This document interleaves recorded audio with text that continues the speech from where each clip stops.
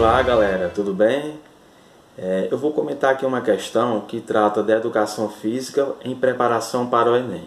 Eu vou ler o texto e em seguida a questão. Título do texto: Esporte e Cultura. Análise acerca da esportivização de práticas corporais nos Jogos Indígenas. Nos Jogos dos povos indígenas, observa-se que as práticas corporais realizadas envolvem elementos tradicionais, como as pinturas e os adornos corporais, e os modernos, como a regulamentação, fiscalização e a padronização. O arco e a flecha e a lança, por exemplo, são instrumentos tradicionalmente utilizados para a caça e a defesa da comunidade na aldeia.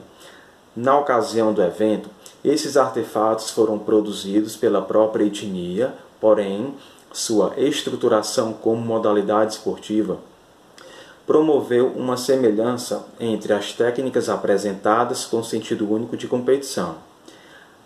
Questão: a relação entre os elementos tradicionais e modernos dos povos dos Jogos Indígenas desencadeou a alternativa A, padronização de pinturas e adornos corporais. Essa primeira alternativa A, o texto ele fala sim sobre a padronização de pinturas e adornos corporais. Só que essa alternativa não que ela esteja incorreta, mas ela está incompleta. Por quê? Porque a questão pede a relação entre os elementos tradicionais e modernos. No texto, quando se fala de pinturas e adornos corporais, é quando envolve apenas os elementos tradicionais, né? E não é exatamente o que a questão pede, certo? Então a gente já descarta a alternativa A. Alternativa B, sobreposição de elementos tradicionais sobre os modernos.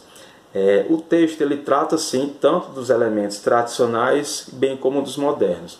Só que ele não cita a questão de um ser mais do que o outro, como diz a alternativa B, essa questão da sobreposição. Então a gente já também descarta a alternativa B. Alternativa C, individualização das técnicas apresentadas em diferentes modalidades. Assim, o texto ele não fala em nenhum momento sobre a questão de individualização em relação às técnicas apresentadas, certo? Alternativa D, legitimação das práticas corporais indígenas como modalidade esportiva. Exatamente essa a assertiva correta. Por quê? Na terceira linha do texto, ele diz assim, o arco e flecha e a lança, por exemplo, são instrumentos tradicionalmente utilizados para a caça e a defesa da comunidade na aldeia. Quando ele fala essa questão de utilizar o arco, flecha, a lança, né, para a questão da sua caça e defesa, então isso é uma forma de legitimar a prática corporal indígena, certo? Outro ponto muito importante é na quinta linha, quando ela diz assim: na ocasião do evento, esses artefatos, né, que são no caso o arco, flecha e a lança, foram produzidos pela própria etnia. Então, quando eles são produzidos pela própria etnia, é mais uma forma de identificar, né, de dizer que essa prática é legítima dos índios. Então, a alternativa D ela está correta, certo? Agora vamos ler a alternativa E. Preservação dos significados próprios das práticas corporais em cada cultura. Não que essa alternativa ela não esteja correta, só que a alternativa dela está mais completa, porque quando eu falei a questão de preservação, né, a utilização do arco, da flecha, da lança como instrumentos, né, de caça e defesa, é uma forma deles legitimarem, né, a sua prática, e não apenas preservar, porque preservar assim seria um termo muito superficial e não tão completo quanto legitimar essa cultura, certo? Então, por esta razão, a alternativa D ela está correta. Espero que tenham gostado e até a próxima.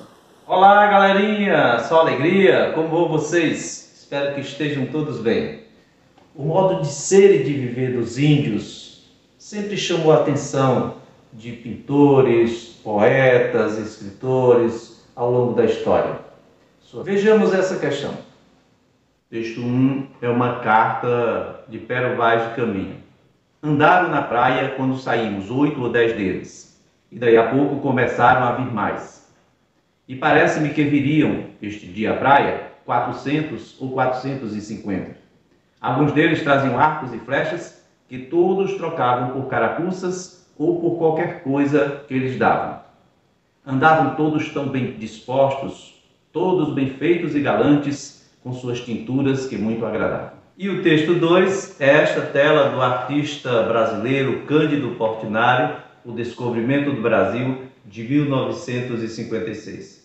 O comando dessa questão diz assim: pertencentes ao patrimônio cultural brasileiro, a Carta de Pero Vaz de Caminha e a obra de Portinari retratam a chegada dos portugueses ao Brasil. Da leitura dos textos, constata-se que: alternativa A Carta de Pero Vaz de Caminha representa uma das primeiras manifestações artísticas dos portugueses em terras brasileiras e preocupa-se apenas com a estética literária. Ela, de fato, é uma das primeiras manifestações artísticas dos portugueses aqui no Brasil. Porém, ela não preocupa-se apenas com isso, né? Ela tinha uma função muito prática, ela tinha a função de comunicar algo.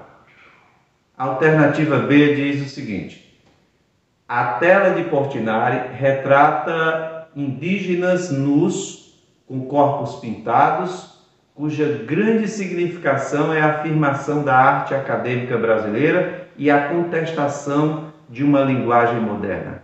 Bem, a alternativa B também não seria a alternativa ideal, porque a obra de Portinari não tinha uma preocupação em afirmar a arte acadêmica com todo o seu rigor. Ele era um modernista. Portanto, não seria possível contestar a linguagem moderna. Vamos para a alternativa C. A carta, como testemunho histórico-político, mostra o olhar do colonizador sobre a gente da terra, e a pintura destaca, em primeiro plano, a inquietação dos nativos. Se observarmos a obra de Portinari, nós vamos ver, em primeiro plano, os índios realmente inquietos, e em segundo plano nós vamos ver as caravelas. E a Carta de Caminha realmente traz uma visão, o olhar do colonizador. Portanto, são duas visões. Então a alternativa correta seria a alternativa C. Vamos ver a alternativa D. As duas produções, embora usem linguagens diferentes, verbal e não verbal, cumprem a mesma função social e artística. Elas, de fato, são linguagens diferentes. Uma linguagem verbal, uma linguagem não verbal. Entretanto, elas não cumprem a mesma função. Vamos ver a alternativa E. A pintura e a Carta de Caminha são manifestações de grupos étnicos diferentes, produzidas em um mesmo momento histórico, retratando a colonização. Essa também não seria uma alternativa viável, porque a Carta de Caminha foi escrita em 1500, né? E a tela de Portinari em 1956.